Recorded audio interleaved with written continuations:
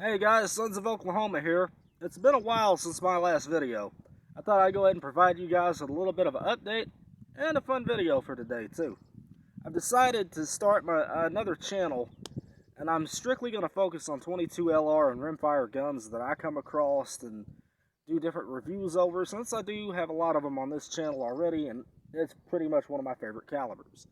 It's going to be called the 22 Arms channel. I'd really appreciate if you guys would check it out and subscribe over there too. Today I'm going to be doing a review of this really cool Mossberg that I found. I think it's a Mossberg 185DA 20 gauge bolt action shotgun. It's pretty neat. My little brother actually ended up with one of them as his first gun when he was like maybe 19, 20, somewhere in there. But his never really had the magazine with it, so for him it was just a single shot. But it was really cool. Somebody had done a little bit of a modification to it. They actually added like a little die where the end of the bolt would be, to work the action. It was a pretty cool gun. And when I seen this one at a pawn shop, it was in pretty bad condition, but I really couldn't pass it up. I really wanted to show him what his gun used to be and kind of restore it to its former glory. And that's what I've done with this build. I hope you guys enjoyed the video. Be sure to check out my other channel, that's 22 Arms channel on YouTube. Thanks, guys. This is the Mossberg 185DA model. I found this gun in a pawn shop about maybe a month or so ago. It was in pretty rough condition, like most of my pawn shop rescues usually are. Now, after seeing my little brother's one that was pretty much just exactly like it. I mean, there's a few different models out there of it. There's the 185, 185DA, and I think there's a 185C, if I ain't mistaken. But a part of this pawn shop rescue, I mean, you can take these old guns and completely convert them back to almost like factory new if you're skilled enough. I didn't bother rebluing the gun because most of the bluing on it's still pretty good, but I did completely redo the stock. I think it turned out looking pretty nice. It even had the full choke on the end of it. It's actually a adjustable choke that screws down on the outside of the gun. A lot of these older guns made in the 40s and 50s like this one had it, but I've never been a big fan of chokes. So I went ahead and removed it, and now it has a 22-inch barrel. Still holds a pretty good pattern. I guess these guns were designed around hunting because they only have a 2-shot magazine capacity. Technically, I guess it would be 2+1. That's the only drawback to it. There's not a whole lot of aftermarket parts for it.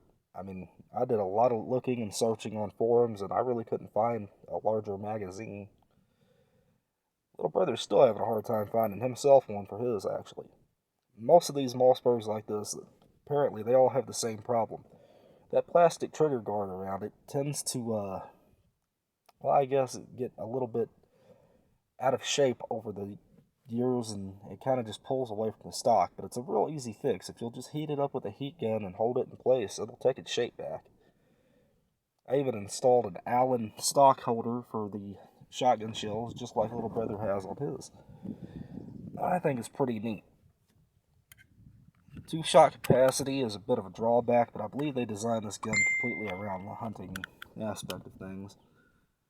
I think back in the day they made it a rule that you could only have up to 2 to 3 shots in your shotgun. Now, a lot of guys had to end up putting wooden plugs inside of their 12-gauge pumps so that they could meet the limit.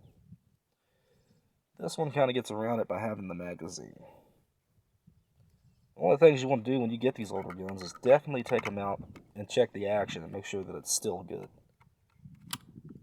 That's what I did here. I mean, it ejected the shells very well. Nice and smooth. I love that wood grain in this thing. It's just absolutely gorgeous. I will say this for it, though. It is one hard-kicking shotgun. And it is a 20 gauge, but the thing's got the heart of a 10 gauge. I'm really holding on tight to it, too. I guess it's because it's so lightweight. I mean, it is limited to a 2-shot capacity, but let's face it, it's a 20 gauge. If you needed it in a home defense situation, it would work very, very well in a pinch. I don't doubt that at all. especially after seeing what it did to this bucket.